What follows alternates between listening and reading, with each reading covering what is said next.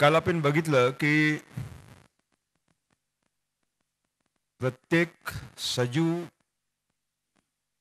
हा पंचमहाभूतांनी बनलेला आहे. पृथ्वी, आप, तेज, वायू आणि आकाश. आणि निसर्गाने, ईश्वराने त्याच्या भरणपोषणाची सगळी व्यवस्था केलेली आहे. ते कॉन्ट्रॅक्ट मानवाला दिलेलं नाही. त्याच्यामुळं हा आपला अहंकार आहे की मी ऊसाचं झाड वाढवतो, डाळिंबाचं झाड वाढवतो, मी पिकवतो, मी उत्पादन घेतो. हा फक्त अहंकार आहे. काल आपण हे बघितलं की पृथ्वी, आप, तेज, वायू आणि आकाश.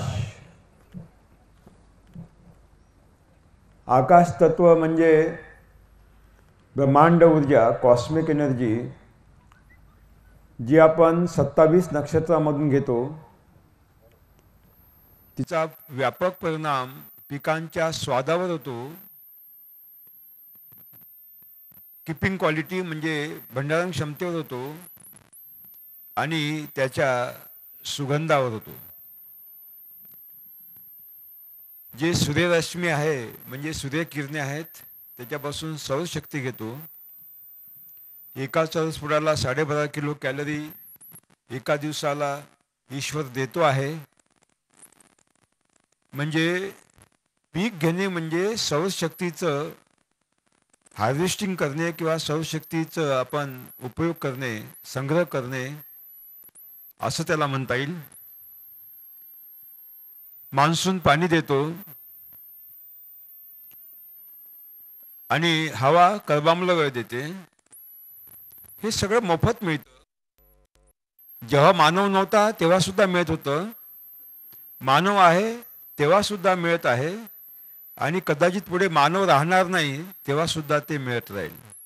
कारण ती शाश्वत प्रक्रिया आहे मानवाच्या अस्तित्वाशिवाय. तर या 4 महाभूताविषयी विचार करण्याची आवश्यकता नाही, कारण ते भेटणारच आहे. जे पृथ्वी तत्व आहे म्हणजे खनिज, त्याच्याविषयी आपण चर्चा करणार आहोत.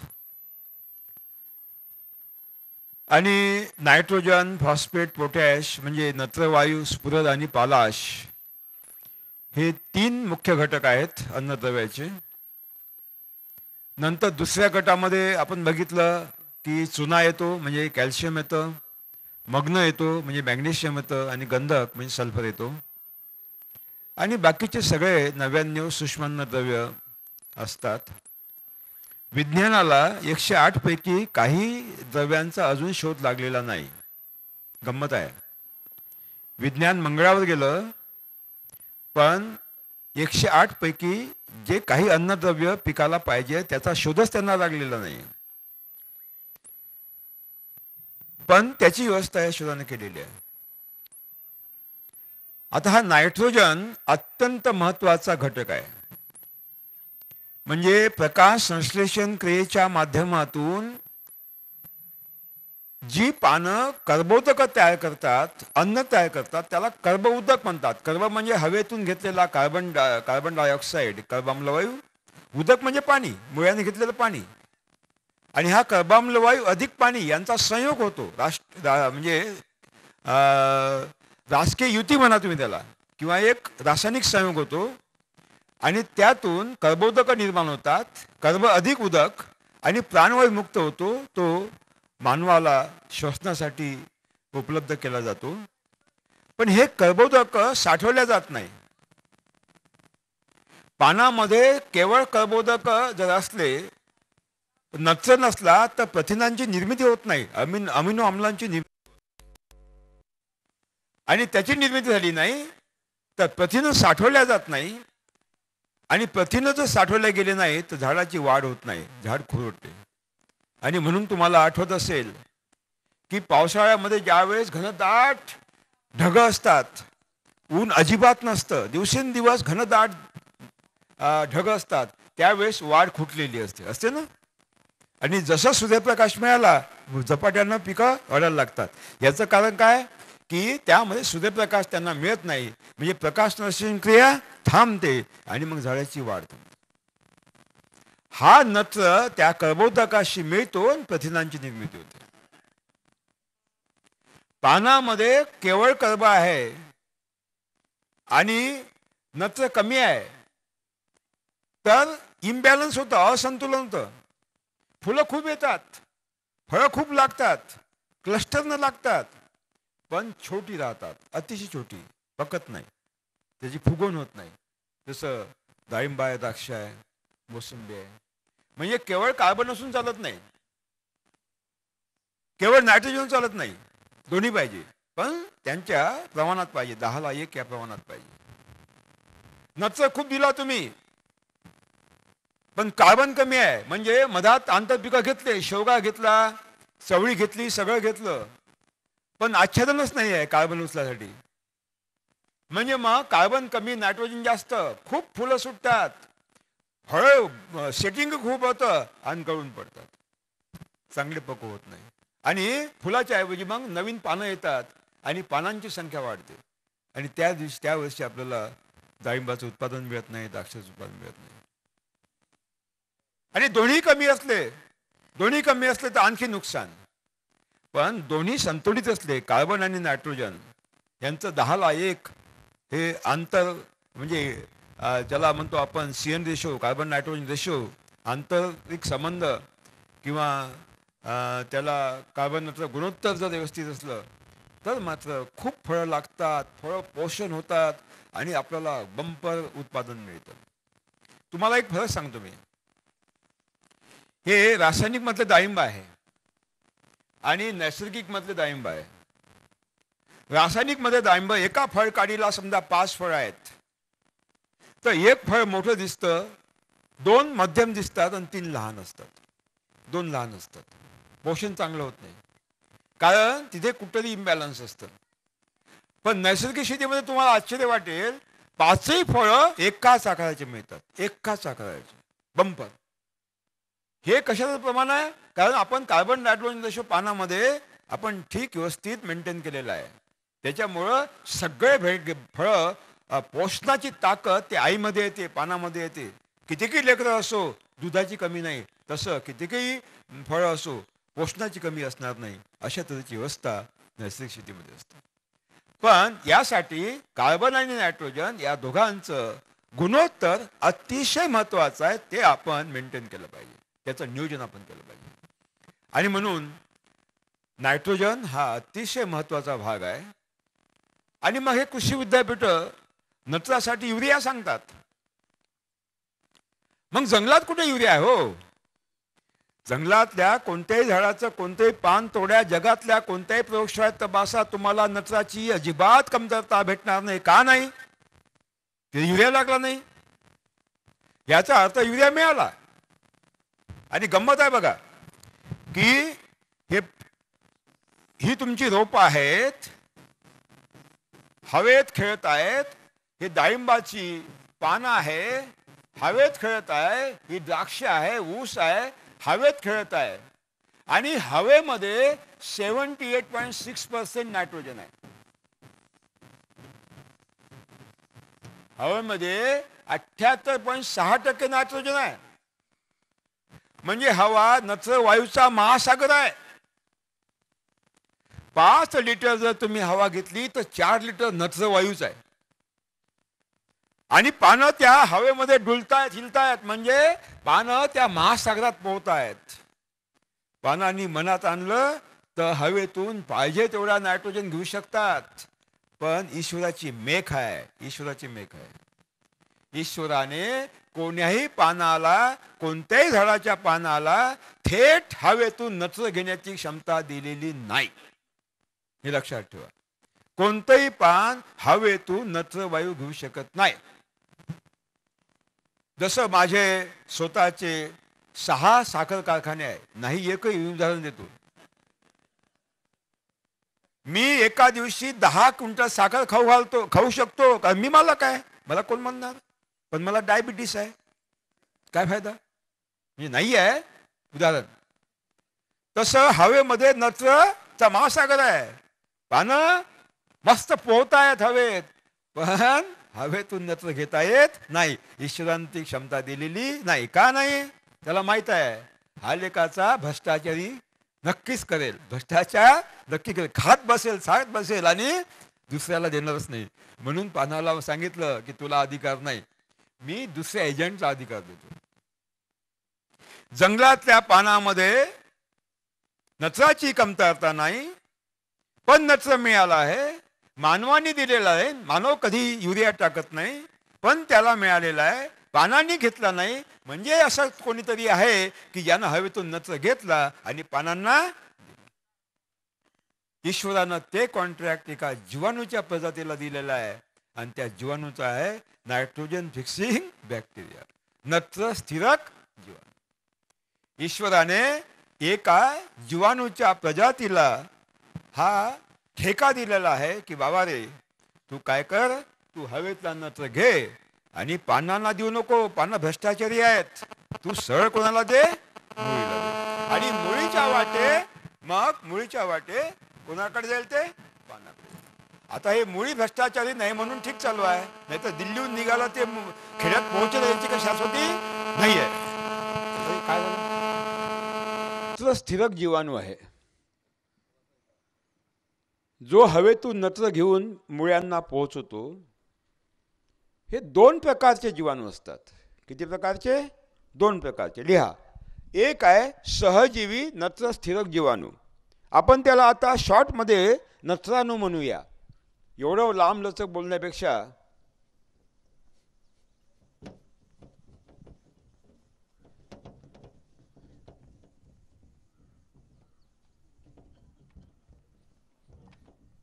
ते तुमच्या डोक्यातला युरिया फॉस्फेट पोटॅश काढावं लागेल ना.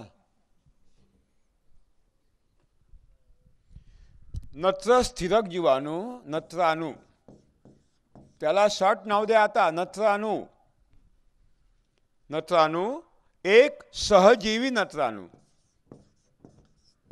सिम्बायोटिक नायट्रोजन फिक्सिंग बॅक्टेरिया, आणि दुसरा आहे असहजीवी नॉन सिम्बायोटिक.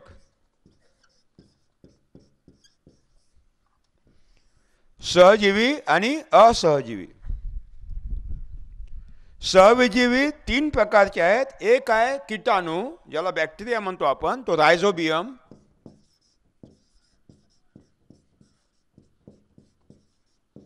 आहे कीटाणू,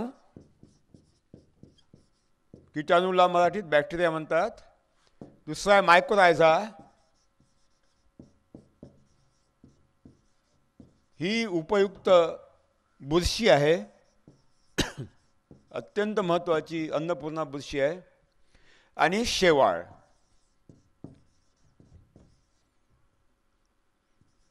नीलहरित शेवाळ, ब्ल्यू ग्रीन अल्गी. सहजीवी नत्राणू जे कीटाणू आहेत त्याची प्रजाती आहे रायझोबियम स्पेसीज. त्याच्यातही अनेक उपप्रकार आहे, जसं रायझोबियम स्पेसीज आहे, रायझोबियम जापॉनिकम आहे, रायझोबियम लोटाय आहे, अनेक प्रकार आहेत त्यांचे. मायक्रोरायझा 2 प्रकारचे आहे, एक आहे एक्टो मायक्रोरायझा आणि दुसरा आहे एंडो मायक्रोरायझा. दोन्ही महाराष्ट्रामध्ये दोन्ही आहेत आणि फार चांगलं काम करत आहेत. आणि शेवाळ आहेत, ॲझोला आहे, ब्ल्यू ग्रीन अल्गी आहे, म्हणजे नीलहरित शेवाळ आहे. शेवाळाचे सुद्धा अनेक प्रकार आहेत, त्यापैकी काही सिम्बायोटिक आहे, काही नॉन सिम्बायोटिक आहे. तर हे सहजीवी नत्राणू हा अतिशय महत्त्वाचा भाग आहे. आणि दुसरा प्रकार आहे असहजीवी, याच्यामध्ये ॲसेटोबॅक्टर आहे, ॲसेटोबॅक्टर, ॲझोटोबॅक्टर,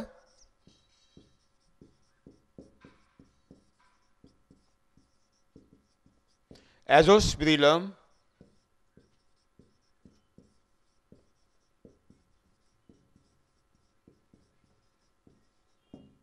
बायजेरिंकिया,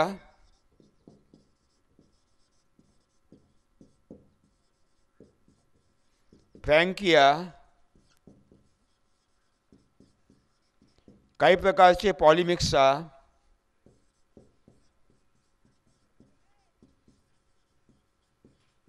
काही प्रकारचे सुडोमोनास,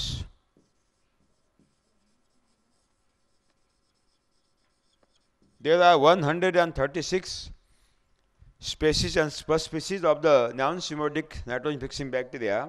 137 प्रकारचे असे वेगवेगळे असहजीवी नत्राणूंच्या प्रजाती आहेत ज्या नत्र स्थिरीकरणामध्ये सहभागी आहेत. हे जे सहजीवी नत्राणू असतात हे द्विदलाच्या मुळीवर गाठी असतात, त्या गाठीत असतात. द्विदळ झाडांच्या मुळीवर गाठी असतात, त्या गाठीमध्ये निवास करतात.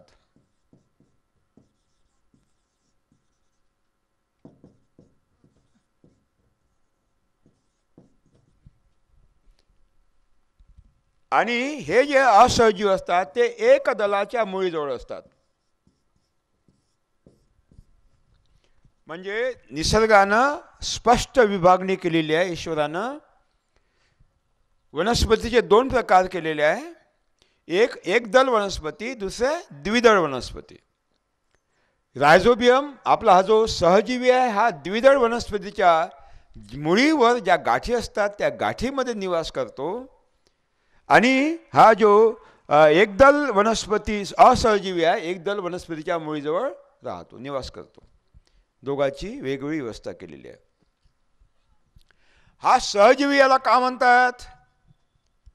द्विदळ आणि एकदळ म्हणजे काय हे समजून सांगावं लागेल. द्विदळ अनेकांना माहीत नाही. द्विदळ म्हणजे एखादा दाना किंवा बी आपण 2 बोटामध्ये घेतला आणि तो दाबला. जर दाबला तर 2 दलामध्ये विभाजित असेल तो द्विदळ. जसे मूग 2 दळामध्ये, उडीद, चवळी, मटकी आहे ना, तूर, चना हे कसे आहे, बीन्स हे कसे आहे, भुईमूग द्विदळ आहे. म्हणजे रायझोबियम या द्विदळ झाडांच्या मुळीवर गाठी असतात ना, त्या गाठीमध्ये हा निवास करतो.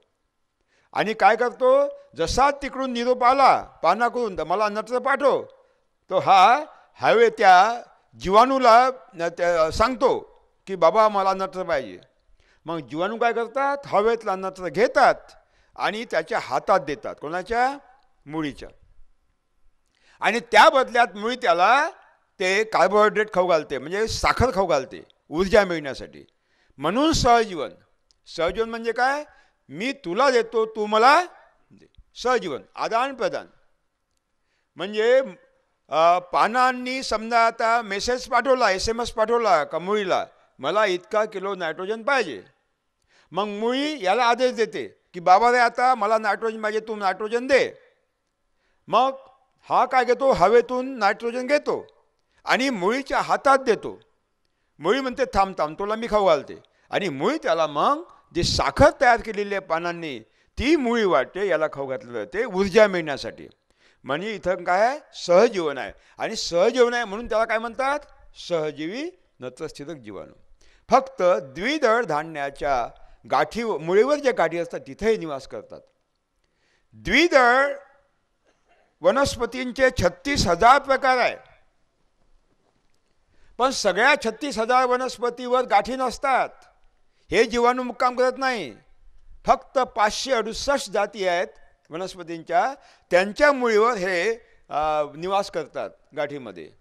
आणि ह्या सगळ्या 568 वनस्पती लेग्युमिनसी परिवारातल्या कुटुंबातल्या आहे. आणि विशेष रूपाने पॅपेलिनसी जी सब फॅमिली आहे, उपकुटुंब आहे, त्यांच्या गटामध्ये ह्या मोडतात. म्हणजे द्विदल आहे म्हणून सगळ्याला नायट्रोजन फिक्सर आहे का, नाही. नाही, ह्या 568 प्रकारच्या वनस्पतीच्या मुळावर ज्या गाठी असतात त्याच फक्त नत्र स्थिर करतात. आणि त्यापैकी सगळे कडधान्य, आपण जे कडधान्य खातो ते त्यापैकी आहे. मग शेवगा असो, मूग असो, उडीद असो, चवडी असो, तुमचं चना असो, बीन्स असो, घेवडा असो, सगळे प्रकारचे जे द्विदळ आहे म्हणजे कडधान्य आहे ते याच्यामध्ये येतात. म्हणजे जर आपल्याला नायट्रोजन पाहिजे तर काय लावलं पाहिजे? कडधान्य लावलं पाहिजे. हा दुसरा जो प्रकार आहे असहजीवी जीवाणू, हा एक दलाच्या मुळी जवळ असतो. एक दल म्हणजे जसं आता ज्वारीचा दाणा घेतला 2 दळ्याचा, तो दाबला 2 दलामध्ये होतो का? नाही होत, म्हणून एक दळ. गव्हाचा दाणा होतो का? नाही होत. तेल बिया होतात का? नाही. जवस घ्या होते का 2? नाही. तीळ होतो का? नाही होत. म्हणजे एक दल म्हणजे सगळे ग्रामीणी परिवारातले सगळे सदस्य, ग्रामीणी कुटुंबाचे सगळे सदस्य. जसं आता आपलं ज्वारी आहे, बाजरा आहे, मका आहे, गहू आहे, धान आहे, रागी आहे, कोदो आहे, कुटकी आहे, नवणी आहे किंवा बाकीचे प्रकार आहे, यांचा एक दल दाणा असतो. हे त्या वर्गामध्ये मोडतात. सगळे तेलबिया या वर्गामध्ये मोडतात. आणि मग हा असहजीव जीवाणू मुळीवर बसत नाही, मुळीच्या जवळ बसतो, मुळीच्या जवळ मुक्काम करतो. आणि हे मुळी त्याला खाऊ घालत नाही, ही मुळी त्याला खाऊ घालत नाही. म्हणजे असहजीवन आहे, सहजीवन नाही. पण हा बांधील आहे मुळीशी. म्हणजे घटनेमध्ये अशी तरतूद आहे की मुळीला जेव्हा मागणी केली तेव्हा त्यानं नत्र दिलाच पाहिजे. पण अशी तरतूद आहे की त्या बदल्यात त्यांनी त्याचं काम करू नये. म्हणजे घटना कशी आहे पहा, तुम्ही मतं दिलीच पाहिजे पण तुमचं काम केलंच पाहिजे अशी काही शाश्वती घटनात लिहिलेली नाही. आणि तसं ते आहे. आणि म्हणून त्याला असहजीव म्हणतात. समजलं का? म्हणजे आता आदेश दिला, हा आता पानांनी SMS पाठवला की मुळी महोदय मला नायट्रोजन पाहिजे. बरं, मग नत्र काय करतो? याला आदेश देतो, पाय घटनेच्या या कलमानुसार तुला मला नायट्रोजन पाठवलाच पाहिजे. आणि मग तो नायट्रोजन घेतो. त्याला माहीत आहे मला खायला भेटणार नाही. मग तिथं नेऊन टपकतो. कुठं? मुळीजवळ ठेवतो आणि बोलतो, हे बा नायट्रोजन आणलंय, खायचं असेल तर खाय, नाही तर जाय. आणि म्हणून त्याला असहजीव म्हणतात. असं कधी कधी कोणाच्या घरी सुद्धा हे दृश्य दिसतं. दिवाळीच्या दिवशी बाहेर गेले की तिला मोठी आशा लागते का मला नवीन साडी आणते. मग लाडू बिडू मस्त शिरा काय आवडते ते करून ठेवेल. आणि तिकडून बाबाजी खाली हातानं आले का मोठा फनकारा आणि ते बशी ठेवते आणि खात असं खा, नाही तर मर. तसं हे इथं बसलेले सोडून बरं का, मला माहीत आहे तुमचे अनुभव नाही आहे तसे आपा, पण सगळ्यांचे आहे म्हणून सांगतो. तर अशा तऱ्हेचं ते असहजीव आहे. म्हणजे माझी फक्त नत्र द्यायचा आणि नत्र घ्यायचा आणि त्याला काही द्यायचं नाही, म्हणून त्याला असहजीव म्हणतात. मित्रांनो, हे दोन्ही सहजीवी आणि असहजीवी एकत्र असले तर काम करते, हे लक्षात ठेवा. एकत्र असले तर आपण पाहतो दिल्लीला काय होतं तर, म्हणजे अंधारामध्ये सगळे एकत्र येतात, उजेडात मात्र एकमेकाचे विरोधक असतात. तसं हे आहे. म्हणजे हे दोघं एकत्र असले तर नायट्रोजन फिक्सिस होईल, नाही तर फिक्सिस होणार नाही. म्हणजे या दोघांनाही कामाला लावायचं असले तर दोघांना एकत्र केलं पाहिजे. त्यातला एक असेल तर म्हणजे हट मी काम करणार नाही, माझा तो सोबती आहे का? नाही, मग मी येणार नाही. म्हणून केवळ सहजीवी असून चालत नाही, असहजीवन चालत नाही. आपल्याला हवेतला नत्र पाहिजे आहे तर दोघाला कामाला लावलं पाहिजे. आणि एक आहे द्विदळाच्या मुळीवर, दुसरा आहे एक दळाच्या मुळीवर. याचा अर्थ दोघांनाही कामाला लावलं पाहिजे. तर मग काय केलं पाहिजे? एक दलामध्ये द्विदल अंतर्भूत घेतलं पाहिजे, द्विदलामध्ये एक दल अंतर्भूत घेतलं पाहिजे. म्हणजे एक दलामध्ये द्विदल, द्विदलामध्ये एक दल, भाकरीसोबत वरण, वरणासोबत भाकरी, असं एक कॉम्बिनेशन आपण केलं. आणि जुन्या काळात तेच होतं. ज्वारीसोबत गावरानी मूग होता का नाही? हां, आता कुठे गेला माहीत नाही, कृषी विद्यापीठानं पळवला. गव्हासोबत तुमचं मेथी होती, मोहरी होती का नाही? आता कुठे गेली? कृषी विद्यापीठाने पळवली. म्हणजे आपल्या वाडवडिलांना हे विज्ञान माहीत नव्हतं, पण ह्यांचे PhD वाल्यांचे बाप होते ते अंगुठी बहादर, त्यांना सगळं माहीत होतं की आपण काय केलं पाहिजे. आणि हे मोनोकल्चरची भाषा करतात, एक पीक पद्धती भाषा करतात. आणि इथंच खरी गोमा आहे, लक्षात ठेवा. आणि म्हणून मित्रांनो, आपल्याला जर हवेतला नत्र फुकटात घ्यायचा आहे, युरिया आणि अमोनियम सल्फेट बंद करायचा आहे, तर एक काम करायला पाहिजे, या दोघांना कामाला लावलं पाहिजे. म्हणजेच आपल्या एक दल पीक असेल मुख्य पिकं, तर त्याच्यात आंतरपीक कोणतं घेतलं पाहिजे? द्विदळ घेतलं पाहिजे. आणि द्विदळ मुख्य पीक असेल तर काय घेतलं पाहिजे? एक दल आंतरपीक घेतलं. पण गंमत आहे, हे जीवाणू कारखान्यात निर्माण करता येत नाही. पहा, ईश्वरानं मानवाला निर्मिती क्षमता दिलेली नाही. Human being can not create anything. मानव काहीही निर्माण करू शकत नाही. फक्त एका वस्तूचं दोन वस्तूमध्ये रूपांतर करू शकतो, किंवा दोन वस्तूचं एका वस्तूमध्ये रूपांतर करू शकतो. विज्ञान किती काही मंगळावर गेलं हो, ज्वारीचा दाना कारखान्यात तयार करून दाखवा, होतो का? शक्य नाही. गव्हाचा दाना कारखान्यात तयार करून दाखवा, होतो का? किती काही विज्ञान पुढे गेले असेल त्याचे शक्य नाही. कारण ही मनोपाली फक्त ईश्वराची आहे. आणि म्हणून आपण हे जीवाणू कारखान्यात तयार करू शकत नाही. लॅबॉरेटरीमध्ये, प्रयोगशाळेमध्ये एका पेशीच्या दोन पेशी होतात, विभाजन होतं, निर्मिती होत नाही. विभाजन होतं, निर्मिती होत नाही. एकच कारखाना आहे ज्यामध्ये या जीवाणूची निर्मिती होते, आणि ते म्हणजे देशी गायची आतडी. लक्षात ठेवा, देशी गायच्या आतडीत या जीवाणूंची निर्मिती होते. देशी गायच्या आतडीतून शेण बाहेर निघडले की जीवाणू शेणात जातात. शेणापासून जीवामृत घनजीवामृत बनवलं की ते त्यामध्ये मल्टिप्लाय होतात, त्यांचं गुणन होतं. आणि जेव्हा तुम्ही जीवामृत आणि घनजीवामृत जमिनीत टाकता, तर हे जीवाणू जमिनीत जातात, हवेतला नत्र घेतात आणि मुळीला देतात. युरिया टाकण्याची आवश्यकताच कुठे आहे मला सांगा? कृषी विद्यापीठांना सांगा की युरिया टाकण्याची आवश्यकता नाही, आणि सरकारला सांगा की आता युरिया बोलावण्याची आवश्यकता बिलकुल नाही, बिलकुल नाही. फक्त दोन गोष्टी केल्या पाहिजे. एक, जीवामृत वापरलं पाहिजे, घनजीवामृत वापरलं पाहिजे, आणि एक दलामध्ये द्विदल, द्विदलामध्ये एक दल घेतलं पाहिजे, बस. 40 लाख शेतकरी झिरोबल शेती करतात, 40 लाख. युरियाचा दाना नाही आहे 20-20 वर्षापासून काही लोकांकडे. आव्हान आहे कृषी विद्यापीठांना, त्यांनी नत्राची कमतरता दाखवावी. आव्हान आहे, जाहीर आव्हान आहे त्यांना, चॅलेंज. फक्त आमचे शेतकरी एकच करतात, जीवामृत घनजीवामृत वापरतात आणि फेरपालट घेतात, आणि आंतरपिकांचा फेरपालट घेतात. तर युरिया बंद करायचा आहे, तर मग काय केलं पाहिजे आता? हां, हे दोन केले पाहिजे. युरिया गेला का डोक्यातला? कोणाच्या डोक्यातला युरिया गेला नाही हात वर करा. कोणाच्या डोक्यातला युरिया गेला नाही? कोण एजंट बसला आहे बँकेचा, आपल्या बहुराष्ट्र कंपनीचा? सगळ्यांचा गेला? गेला. हा, सुपर फॉस्फेट बसला आहे, अजून DAP आहे, पोटॅश आहे, त्यालाही आपण भागूया, त्यालाही पळवूया आपण.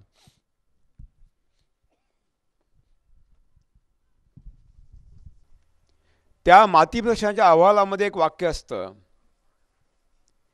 की तुमच्या जमिनीमध्ये फॉस्फेट आहे, पण पिकांच्या मुळीला ज्या स्थितीत पाहिजे त्या स्थितीत नाही, अनुपलब्ध स्थितीत आहे, नॉन अवेलेबल फॉर्ममध्ये आहे, आणि म्हणून तुम्ही वरून टाका. हे अनुपलब्ध स्थिती काय आहे?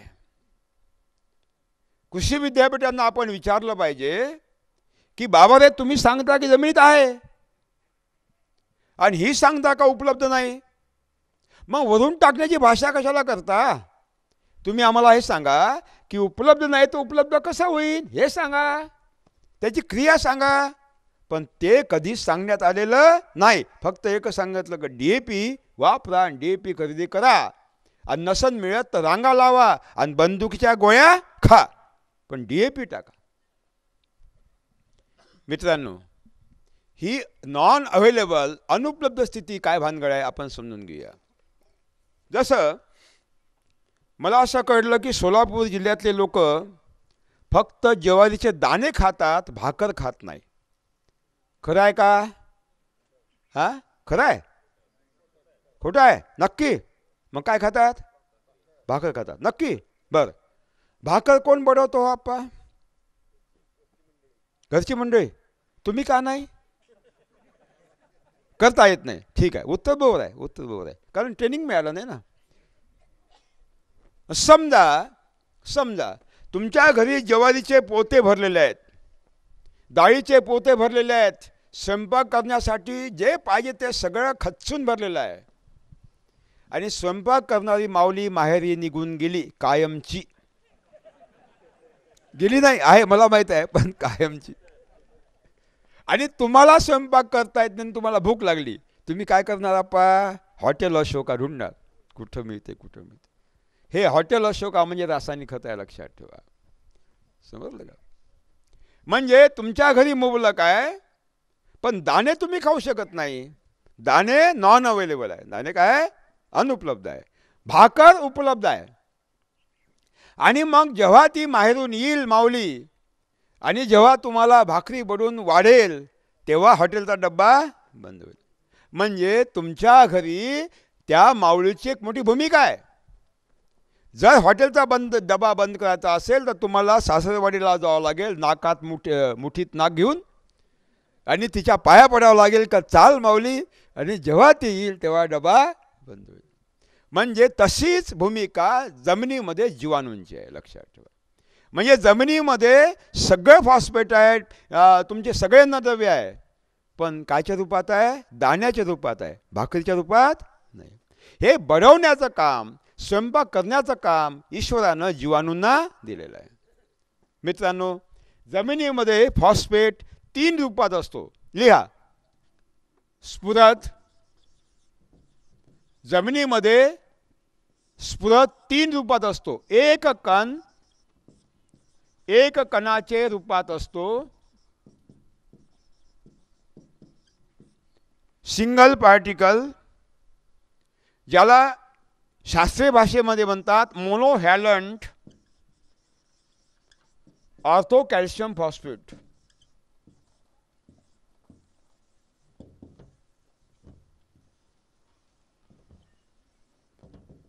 मोनोव्हॅलंट ऑर्थो कॅल्शियम फॉस्फेट. दुसरा आहे द्विकणा, 2 कणांचा जोड, डायव्हॅलंट, याला आपण द्विकणा म्हणूया.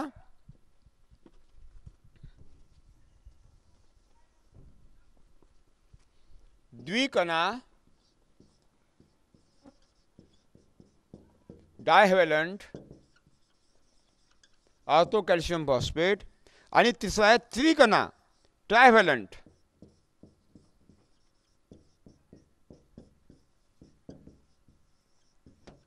Ortho calcium phosphate. फॉस्फेट हा 3 रूपात असतो. एक असतो एक कणाच्या रूपात, दुसरा होतो जोड कणामध्ये, आणि तिसरा होतो 3 कणामध्ये. मुळीला पाहिजे 1 कण. मुळी स्फुरद फक्त 1 कणाच्या रूपात घेते, द्विकणाच्या रूपात घेऊ शकत नाही, त्रिकणाच्या रूपात घेऊ शकत नाही. पुन्हा सांगतो, मुळी फॉस्फेट फक्त 1 कणाच्या रूपात घेते, मुळी द्विकणाच्या रूपात स्फुरद घेऊ शकत नाही, त्रिकणाच्या रूपात स्फुरद घेऊ शकत नाही. आणि जमिनीमध्ये हा 1 कण नसतो, जमिनीमध्ये द्विकण असतो आणि त्रिकण असतो. म्हणजे जमिनीमध्ये कोणता आहे? द्विकण आहे. पिकाला कोणता पाहिजे? 1 कण. आणि जमिनीमध्ये 1 कण नाही आहे, म्हणजे जमिनीमध्ये आहे पण मुळीला उपलब्ध नाही. जंगलामध्ये सुद्धा हेच असतं. जंगलामध्ये सुद्धा जमिनीमध्ये द्विकण असतात, त्रिकण असतात, 1 कण नसतो. पण पिकाचं, जंगलातल्या कोणत्याही झाडाचं कोणतेही पान तोडा, जगातल्या कोणत्याही प्रयोगशाळेत तपासा, तुम्हाला स्फुरदाची कमतरता दिसणार नाही. म्हणजे तिथं स्फुरद मिळालेला आहे, आपण दिलेला नाही. म्हणजे कोणीतरी आहे, त्यानं स्फुरद तो काय केला? द्विकण तोडला, 1 कण वेगळा केला आणि मुळीला पोहोचवला. कोण आहे? तो आहे एक जीवाणू, आणि त्या जीवाणूचं नाव आहे फॉस्फेट सोलोबलायझिंग बॅक्टेरिया, म्हणजे स्फुरद विरघळणारा जीवाणू. आपण त्याला स्फुरदाणू म्हणू. काय म्हणू आपण? स्फुरदाणू, शॉर्टकट. ईश्वरानं या जीवाणूला ते ठेका दिलेला आहे की बाबा रे, जमिनीमध्ये द्विकण आहे, पिकाला मुळीला पाहिजे 1 कण, तू असं कर, जमिनीमध्ये जा, त्या द्विकणाला फोड, तोड, आणि 1 कण मुळीजवळ पोचून दे. मित्रांनो, हा स्फुरदाणू अत्यंत महत्त्वाची भूमिका आहे याची. आणि हा कारखान्यात तयार होत नाही, कारण आपण तो निर्मित करू शकत नाही. प्रयोगशाळेत फक्त सेल डिव्हिजन होते, कोशिका विभाजन होते, म्हणजे पेशींचं विभाजन होते, निर्मिती होत नाही. फक्त एकच कारखाना आहे जिथं याची निर्मिती होते, आणि मग ते म्हणजे देशी गायचं आतडी. बस, देशी गायच्या आतडीतून शेण बाहेर पडलं की शेणात जातो. शेणापासून जीवामृत घनजीवामृत बनलं की याचं अत्यंत वेगानं गुणन होतं, प्रचंड संख्येत गुणन होतं. आणि जेव्हा तुम्ही जीवामृत घनजीवामृत जमिनीत टाकता, हे महोदय जमिनीत जातात, द्विकणाला तोडतात, एक एक कण मुळीला पोहोचवतात, त्रिकणाला तोडतात, एक एक कण मुळीला पोहोचून देतात. बस, म्हणजे DAP जर बंद करायचं असेल, सुपर फॉस्फेट बंद करायचं असेल, तर काय केलं पाहिजे? हां, जीवामृत दिलं पाहिजे, घनजीवामृत दिलं पाहिजे. बस, आटोपलं का? 40 लाख शेतकरी झिरो शेती करतात हिंदुस्थानामध्ये. कृषी विद्यापीठांना आव्हान आहे, अरे एका पानात तरी तुम्ही फॉस्फेटची कमतरता दाखवून द्या. खुलं चॅलेंज. मित्रांनो, एकच काम करा. काय करा? काय वापरा? बस, बाकी बंद. रासायनिक खतं बंद. कशी क्रिया होते आपण आता बघूया. ही क्रिया कशी होते आपण बघूया.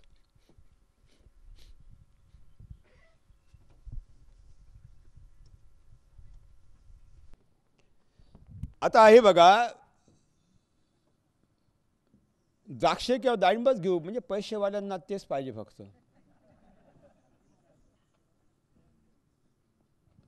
समजा आता हे डाळिंबाची मुळी आहे.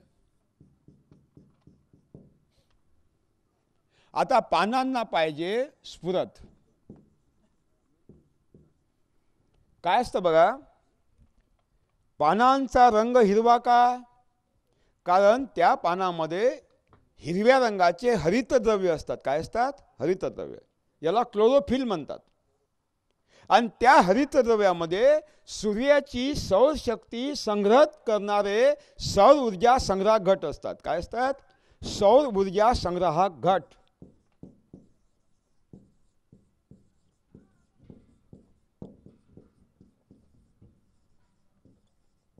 ज्याला ATP म्हणतात, ॲडेनोसाईन ट्रायफॉस्फेट.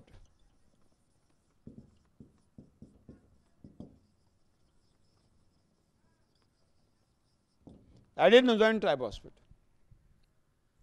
नवीन पानं येत असतात. नवीन पानामध्ये आता त्याला प्रकाश संश्लेषण क्रिया करायची आहे, तर त्याला सूर्याची ऊर्जा जमा करायची आहे. तर ॲडेनोसाईन ट्रायफॉस्फेट म्हणजे सौर ऊर्जा संग्रह घटाची निर्मिती व्हायची असते, आणि त्याला फॉस्फेट पाहिजे. मग पान काय करतो? त्या मुळीला आदेश देतो की मला फॉस्फेट पाठव. मग आता मुळीला आदेश मिळाला की मग मुळी काय करते? हे मुळी आहे, मुळीला आदेश मिळाला की फॉस्फेट पाठव. आता हा इथं द्विकणा फॉस्फेट आहे.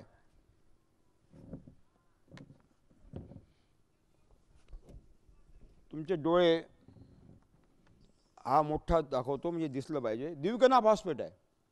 मग मुळी काय करते? एक विशिष्ट तरंग लांबीचे गंध संकेत सोडते जमिनीमध्ये की बाबा रे द्विकणा तू कुठे आहेस, म्हणजे तर विचारत नाहीत, पण त्यांची देहबोली असते. हे संकेत इथं गेले आणि त्याला टच झाले की वापस येतात. आणि मग कॉम्प्युटरमध्ये ते गुणन केलं जातं, अंतर किती असेल आणि कोण्या प्रकारचा, त्रिकणा का द्विकणा. आणि मग या मुळीला कळतं हा द्विकणा इथं आहे. मग तो संदेश पाठवते. तुम्ही जीवामृत दिलं की हा आपला स्फुरदाणू इथे गेला. मग मुळी त्याला संदेश पाठवते की तू कुठं आहेस. मग हा संदेश परत पाठवतो, मी तुझ्यापासून 3 फुटावर आहे. मग पुन्हा मुळी याला संदेश पाठवते की ठीक आहे, तुझ्यापासून 5 फुटावर द्विकणा आहे, तू तिथे जा. मग हा जीवाणू या द्विकणाजवळ येतो आणि द्विकणाला आपल्या शरीरात लपेटून घेतो आणि आपल्या शरीरातून 16 प्रकारचे आम्ल सोडतो. त्या आम्लाची क्रिया होते आणि त्या आम्लाच्या क्रियेमुळं हा मोकळा होतो, हा एक कणू मोकळा होतो आणि मग हा मोकळा कणू घेऊन त्या मुळीला पोहोचतो. अतिशय सुंदर व्यवस्था आहे, अतिशय सुंदर व्यवस्था, निहायत सुंदर व्यवस्था. मित्रांनो, DAP मार्केटमध्ये मिळत नाही. का मिळत नाही? याला कारण आहे. लोक 2000 रुपये द्यायला तयार आहे, पण DAP मिळत नाही. बाजारचा नियम असा सांगतो की मागणी वाढली तर उत्पादन वाढते. मागणी वाढलेली आहे पण उत्पादन नाही, याचा अर्थ उत्पादन करण्यामध्ये काहीतरी कमतरता आहे. का? कारण DAP बनवण्यासाठी, डायमोनियम फॉस्फेट निर्माण करण्यासाठी जो कच्चा माल पाहिजे, फॉस्फरिक ॲसिड, त्याचे भंडार खतम होत आहेत, नष्ट होत आहेत. आणि मग 9,000 रुपये टनाचे भाव 80,000 रुपये टनावर गेले. आणि आता फॉस्फरिक ॲसिड मिळत नाही, त्याच्यामुळं मर्यादा आलेल्या आहेत DAPला. आणि ते भंडार खतम झाल्यानंतर 10 वर्षामध्ये DAP मिळणार नाही बाजारामध्ये, युरिया मिळणार नाही, कारण हा सगळे भंडार नैसर्गिक वायूचे खतम होणार आहे. आणि प्रचंड दाब देऊन तुम्ही युरिया निर्माण करता. युरियाची जेवढी किंमत आहे, त्या 10 पट किंमत तुम्ही त्या युरिया निर्माण करण्यासाठी खर्च करता, ऊर्जेची बर्बादी करता. पुढल्या 10 वर्षामध्ये अजिबात रासायनिक खतं मिळणार नाही. आणि त्यावेळेस रासायनिक खतं न मिळाल्यामुळं संकरित बियाचं चालणार नाही, तुमचं जेनेटिकली मॉडिफाईड जन्नुक अभियांत्रिकीय रूपांतरित बीज चालणार नाही, कारण रासायनिक खतं टाकले तर हे जास्त उत्पादन देतात, नाही तर देत नाही. म्हणजे जेव्हा रासायनिक खतं मिळणार नाही तेव्हा संकरित बियाणं आपोआप बंद होईल, हे जेनेटिकली मॉडिफाईड बीज आपोआपच बंद होईल. आणि मग त्यावेळेस ज्या वेगानं एका षडयंत्राच्या खाली आमचे गावरानी बियाणं नष्ट केल्या जात आहेत आणि त्यावेळेस गावरानी बियाणे मिळणार नाही, मग शेतकरी काय पेरणार आहे? मोठा गहन प्रश्न आहे. आणि म्हणून उद्या येणाऱ्या संकटाला आपण आज सामोरं राहिलं पाहिजे. त्यासाठी एक आपलं अभियान असणार आहे की देशी बीज बचाव आंदोलन आपण ते करतो आहोत, आणि सोबतच रासायनिक खताला आपण पर्यायसुद्धा देतो. म्हणजे DAP वापरण्याची आवश्यकताच नाही, तर ह्या बाकीच्या भानगडी आपोआपच बंद होतील. पोटॅश, पालाश, पोटॅशला काय म्हणतात? हां, इंग्लिशमध्ये पालाश म्हणतात. आता जमिनीमध्ये हा जो पालाश असतो हा अनेक कणांच्या स्वरूपात असतो, अनेक कणांच्या समूहात.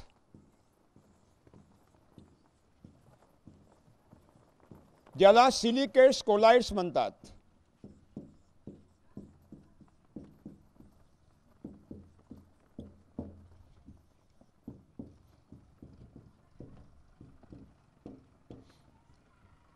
जमिनीमध्ये जो पोटॅश असतो, पालाश असतो, तो अनेक कणांच्या रूपात असतो. त्याला सिलिकेट्स कोलाइड्स म्हणतात, म्हणजे सिलिकेटचे संयुक्त संग्रह म्हणतात. मुळीला पाहिजे एक कण, मुळीला एक कण पाहिजे, आणि एक कण जमिनीत नसतो, जमिनीमध्ये असतात अनेक कणांचे समूह. आणि म्हणून जे रिपोर्ट येतात माती परीक्षणाचे अहवाल, त्यामध्ये लिहिलेलं असतं की तुमच्या जमिनीत पोटॅश मुबलक आहे पण उपलब्ध नाही, वरून टाका. म्हणजे नॉन अवेलेबल फॉर्ममध्ये अनुपलब्ध. अनुपलब्ध म्हणजे सिलिकेट्स कोलाइड्स. मुळीला पाहिजे एक कण, आणि एक कण जमिनीत नसतो.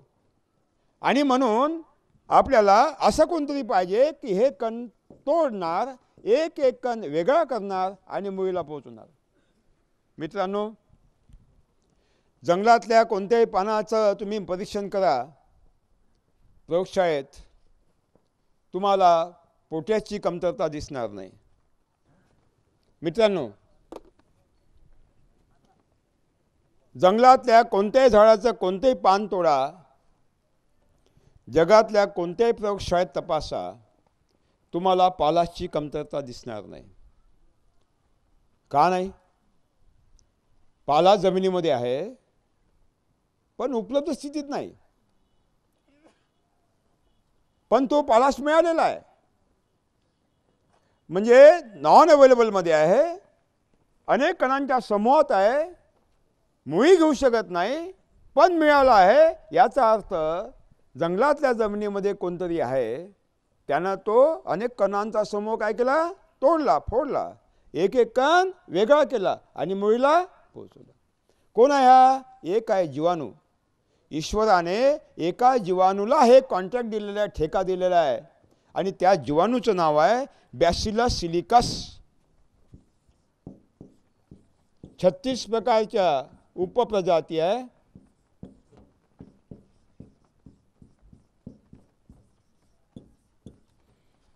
आणखी बूट पक्क करतायत हे, म्हणजे दुसऱ्याला अजिबात संधी देत नाही का तुम्ही? हां, बॅसिलस सिलिकस. मित्रांनो, हा बॅसिलस सिलिकस काय करतो? त्या अनेक कणांच्या समूहाला काय करतो? तोडतो. एक एक कण वेगळा करतो आणि मुळीला पोचून देतो. हा बॅसिलस सिलिकस कारखान्यात तयार होत नाही. मी सांगितलं, मानवाला निर्मिती क्षमता दिलेली नाही. एकच कारखाना आहे जिथे याची निर्मिती होते, ते म्हणजे देशी गायची आतडी. आतडीतून शेण बाहेर निघालं की शेणापासून जीवामृत बनवलं, घनजीवामृत बनवलं, त्याच्यामध्ये तो मल्टिप्लाय होतो, गुणन होत त्याचा अनंत कोटीमध्ये.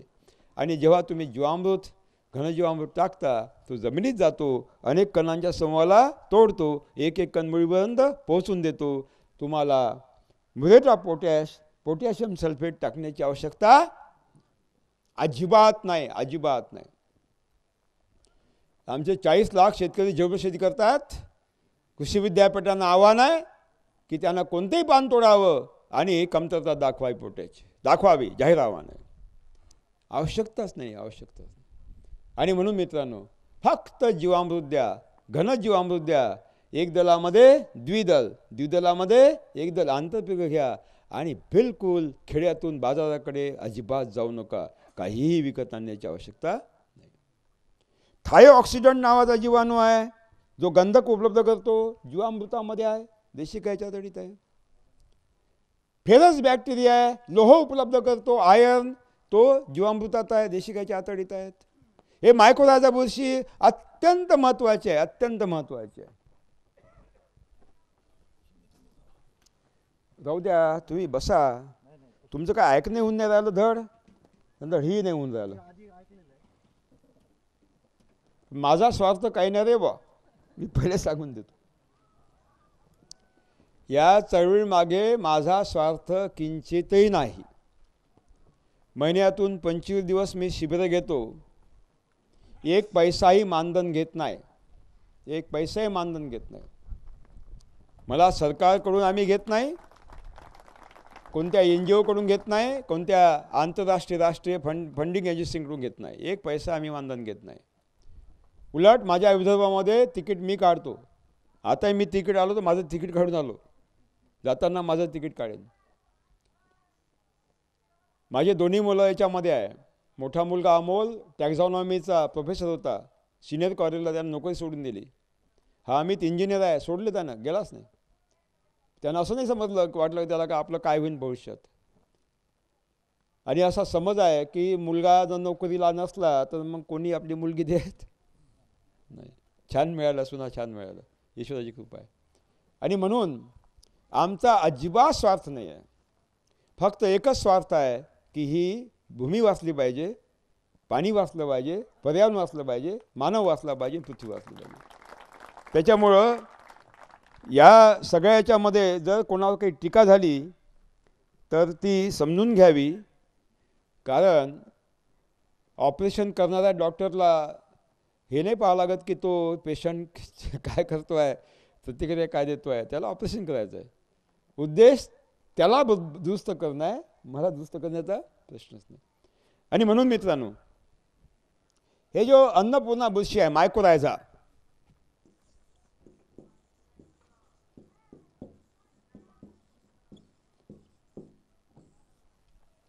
ही अत्यंत महत्त्वाची आहे. काय करतात, तिला अनेक हात असतात, अनेक हात असतात, खूप लंबे लंबे, लांब लांब. आणि मग समजा इथं नायट्रेट ठेवलेला आहे, एक हात नायट्रेटपाशी पोचतो. इथं द्विकण आहे फॉस्फेटचा, एक हात द्विकणापाशी पोचतो. इथं सिलिकेट्स कोलाइड्स आहे, पोटॅश आहे, एक हात त्या पोटॅशमध्ये घुसतो. इथं कॅल्शियम आहे, एक हात कॅल्शियममध्ये घुसतो, एक बोरॉनमध्ये घुसतो, मॉलिब्डेनम आणि गंधक, कॉपर, झिंक. म्हणजे जिथं जिथं जे जे अन्नद्रव्य मिळेल तिथे या मायक्रोरायझा बुरशीचा हात घुसतो, त्याला रूपांतरित करतो, त्याला उपलब्ध स्थितीत रूपांतरित करतो आणि मग त्याला खेचून घेतो आणि हे मुळीला लपेटली असते आणि मुळीच्या हातात सुंदर काम करते. आणि जीवामृतामध्ये ती आहेच, बाहेरून टाकण्याची आवश्यकता नाही. आमचे कोणी बहादर म्हणतात मित्रमंडळी, विशेष रूपानं हे NGO वाले आणि आध्यात्मिक संस्था त्यात आता जास्त रुची घ्यायला लागल्या आहेत. ते म्हणतात हां जीवामृतात थोडं ट्रायकोडर्मा टाकलं पाहिजे. कायसाठी? कारखाने जगवासाठी. त्या ट्रायकोडर्मा आहेच ना, त्या ट्रायकोडर्मा आहे, वरून कशाला? म्हणजे काहीही विकत आणायचं नाही, बस. Zero budget. काहीही विकत आणायचं नाही. गावातला पैसा गावात, गावातला पैसा शहरात नाही, शहराचा पैसा गावात, देशाचा पैसा देशात, देशातला पैसा विदेशात नाही, विदेशातला पैसा. स्वार्थ म्हणतील ना तुम्हाला? नाही म्हणणार स्वार्थी? असू द्या, असू द्या, म्हणू द्या. आमचा स्वार्थ आमच्याजवळ. बसा बसा बसा तुम्ही.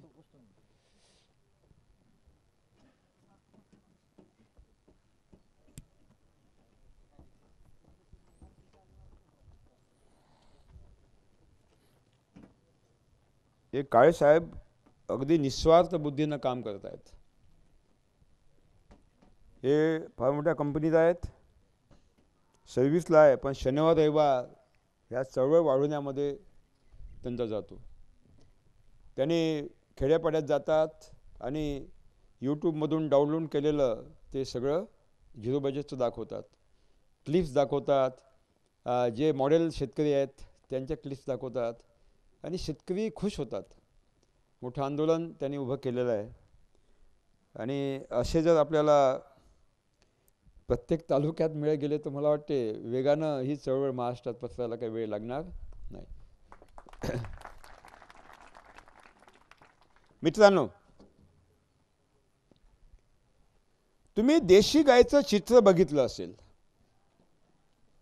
त्या चित्रावर लिहिलं असते 33 कोटी देवतांचा निवास.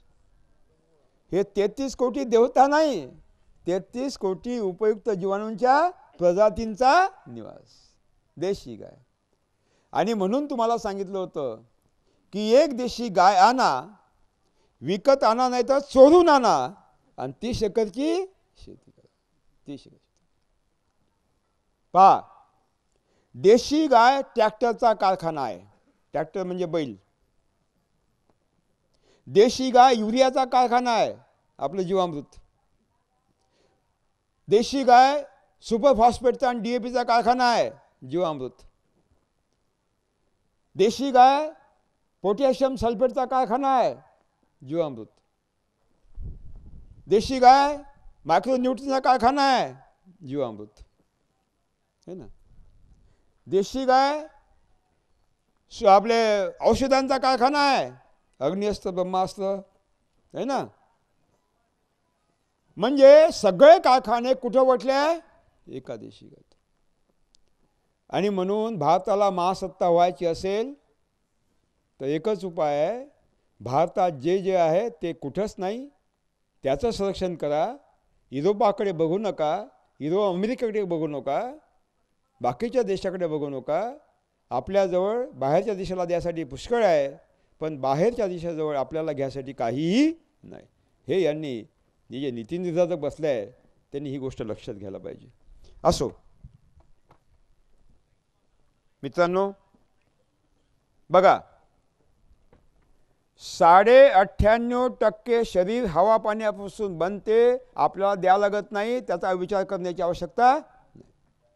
1.5% खनिज जमिनीतून घेते, त्यापैकी नायट्रोजन कसा मिळते आपल्याला समजलं, फॉस्फेट कसा मिळते समजलं, पोटॅश कसा मिळते समजलं. आणि मग हे खनिज द्रव्य वर आणून टाकणारे कोणकोणते आहे? आपण आच्छादन करतो, आच्छादन कुसतो, आच्छादनामध्ये जमिनीतून घेतलेलं सगळंच काही आहे. आणि जेव्हा आच्छादन कुसतं, जमीन घेतलेल्या जमिनीला वापस करतो, म्हणजे कमतरता नाही. केशाकर्षण प्रचंड प्रमाणात 80% साठा खालून वर आणते आणि पिकाला उपलब्ध करते. जीवामृतातून जीवाणू गेले की त्या प्रक्रिया करतात, मुळीला पोचवतात. गांडूळं विष्ठा प्रचंड प्रमाणात आणून टाकते, सगळ्या महासागर खालचा वर आणून विष्ठेच्या माध्यमात आणून टाकते. हे आपण जीवामृत देतो, त्यातले जीवाणू त्या विष्ठेवर काम करतात आणि जे अनुपलब्ध आहे ते उपलब्ध रूपात रूपांतर करतात, मुळीला पोचवतात. म्हणजे काहीही देण्याची आवश्यकता नाही. आता मला सांगा, कोणाकोणाकडे देशी गाय आहे? हात वर करा. असं इतक्या गाई आहे? खरं बोलता? बरं बरं बरं. आणि कोणाकोणाकडे देशी गाय नाही? अरे तेच हात. म्हणजे काय भानगड आहे? आहे तोच हात, नाही तोच हात.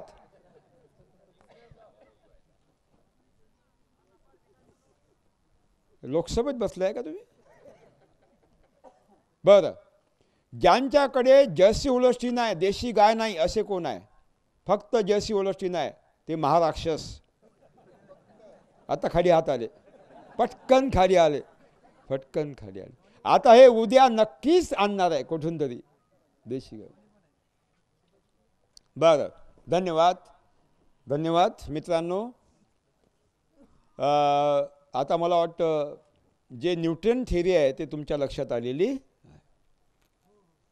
आता हा विषय आपण इथे थांबूया न्यूटन थिअरीचा. आता पर्याप्त तुम्हाला ज्ञान झालेलं आहे. आता आपण दुसऱ्या विषयाकडे जाऊया, है ना.